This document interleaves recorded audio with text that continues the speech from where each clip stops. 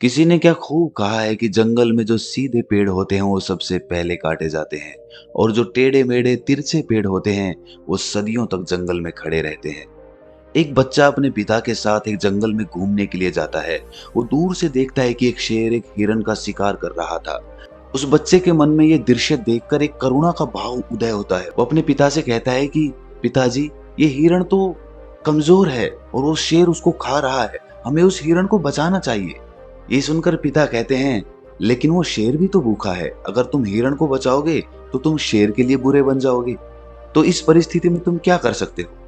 अब ये बात हम सब के लिए सोचने की है कि एक जगह जहां हम किसी का फायदा कर रहे होते हैं, दूसरी जगह किसी का नुकसान कर रहे होते हैं।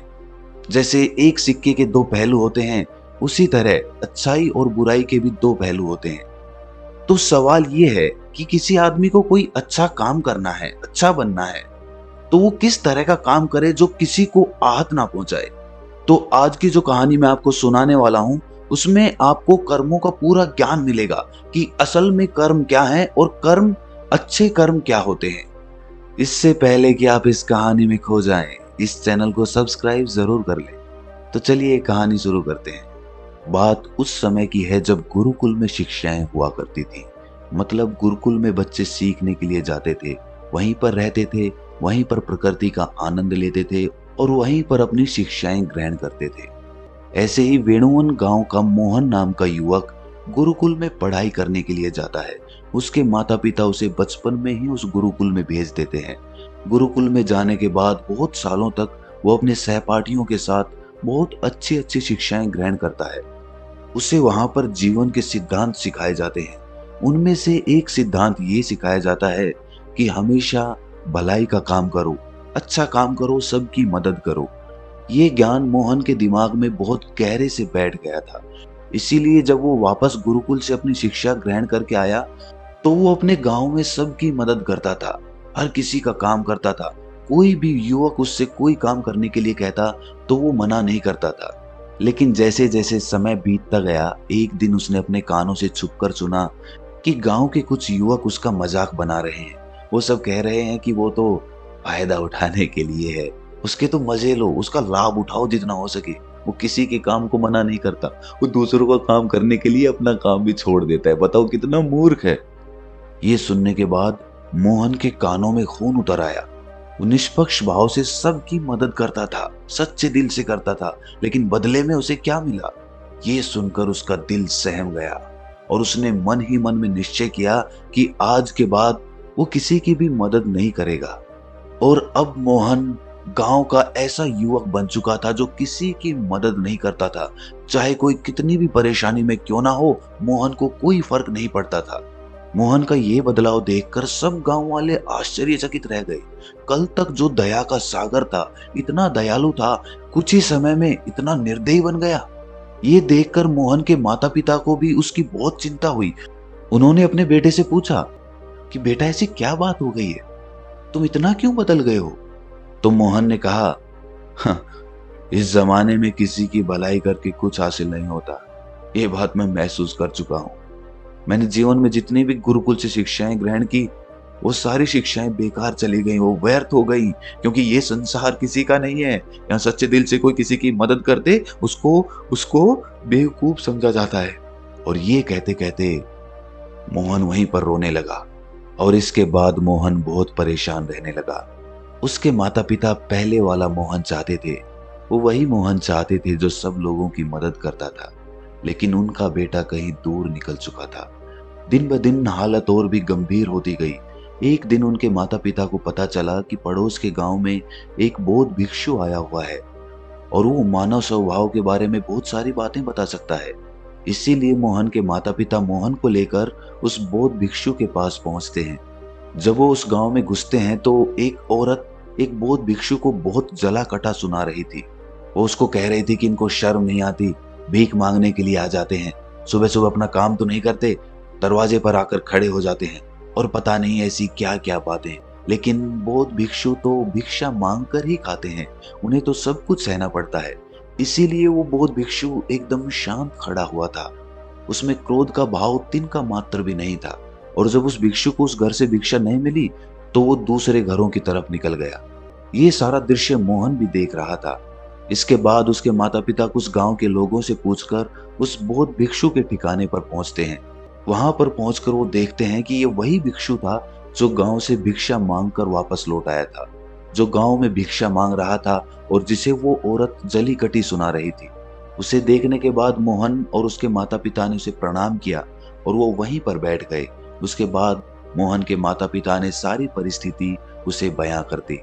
उन्होंने अपने बेटे का जिक्र करते हुए बताया कि ये हमारा बेटा पहले बहुत दयालु हुआ करता था, सबकी मदद करता था, लेकिन अचानक पता नहीं ऐसा क्या हुआ कि अब ये किसी की मदद नहीं करता। कोई इसके सामने मर भी रहा होता है तब भी ये बिल्कुल उसे पानी भी नहीं पिलाता। ऐसा स्वभाव हो गया है इसका।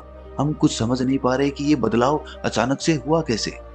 इससे पहले कि वो बौद्ध भिक्षु को जवाब देता, वो औरत जो गांव में उस भिक्षु को जली कटी सुना रही थी, वो अपने बेटे को लेकर वहीं पर पहुंच गई और हाथ जोड़कर उस भिक्षु से प्रार्थना करने लगी कि मेरा बेटा बहुत बीमार है। अचानक से इसे बुखार आया और गांव के लोगों ने बताया कि आप इसकी मदद कर सकते हैं, कृपया करके मेरे बेटे को ठीक कर दीजिए। ये सुनकर वो बौद्ध भिक्षु तुरंत उस बच्चे का उपचार करने में लग जाता है और कुछ ही देर बाद औषधियां देने के बाद वो बच्चा बिल्कुल स्वस्थ हो जाता है। ये सब देखकर वो औरत उसे कुछ भिक्षा देकर प्रणाम करके वापस लौट जाती है। ये सारा दृश्य मोहन भी देख रहा था। मोहन के मन में एक सवाल उठ रहा था और जब वो इसका कोई जवाब नहीं ढूंढ पाया तो उसने उस बौद्ध भिक्षु से पूछा, शायद आपने पहचाना नहीं, ये वही औरत थी जो आपको जली कटी सुना रही थी, जो गांव में आपको भिक्षा देने से मना कर रही थी। शायद आपने उसे पहचाना नहीं तो आप उसकी मदद नहीं करते। ये सुनकर वो बौद्ध भिक्षु मुस्कुराने लगता है।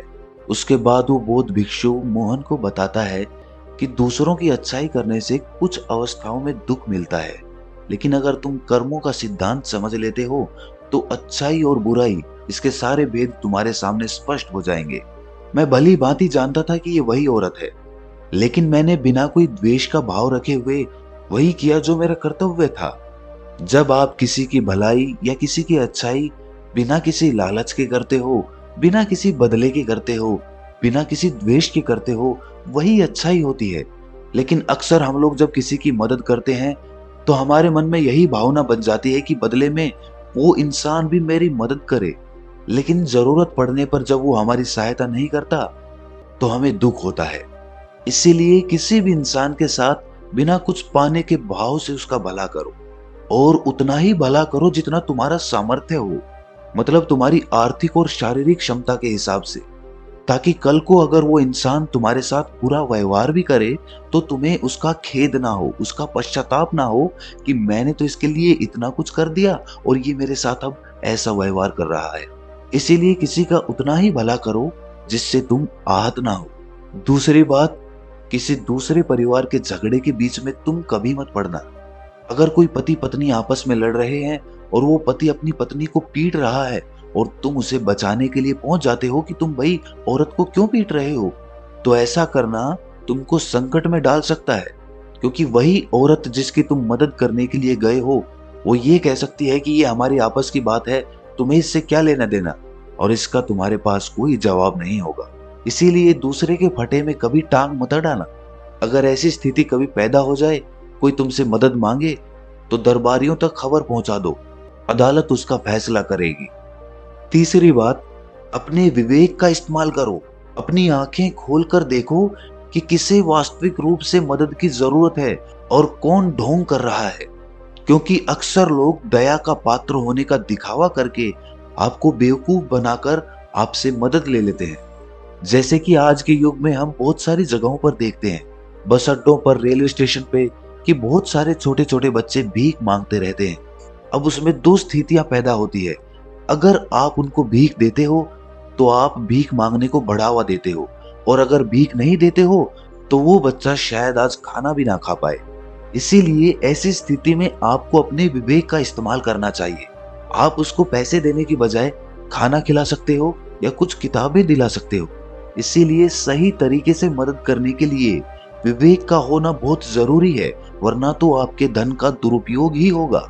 और एक बात जो समझने की है कि किसी की भलाई करनी है तो खुद की भलाई करो, क्योंकि अगर तुम खुद जीवंत हो गए, अगर तुम खुद बदल गए तो पूरा जमाना अपने आप ही बदल जाएगा। इसीलिए कहीं आपने अपने मन में ये भ्रम तो नहीं बना रखा है कि मैं तो अच्छा इंसान हूं और मैं दूसरों की मदद करता हूं। तो वो तुम्हारा अहंकार का रूप है।